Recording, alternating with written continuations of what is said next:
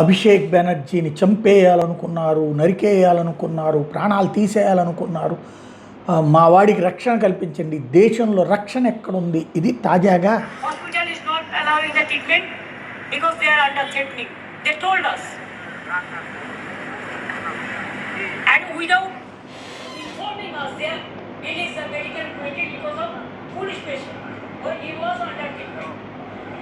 Can they do it like this? And I am telling you one thing, this house will be a hospital.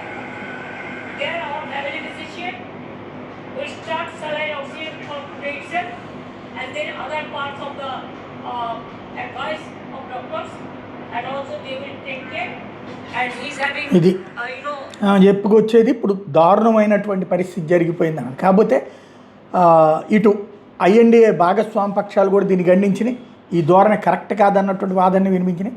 సమస్యల్లా ఎవరు చేశారు అనేది సాధారణ పబ్లిక్కా లేకపోతే BJP వాళ్ళు అయితే కనుక జెండాలు పుచ్చుకునే కొట్టుండేవాళ్ళు, కానీ జెండాలు లేకుండా కొట్టారు అన్నటువంటిది వీళ్ళు చెప్తున్నటువంటిది. నిన్న విజువల్స్ కూడా చూసాం.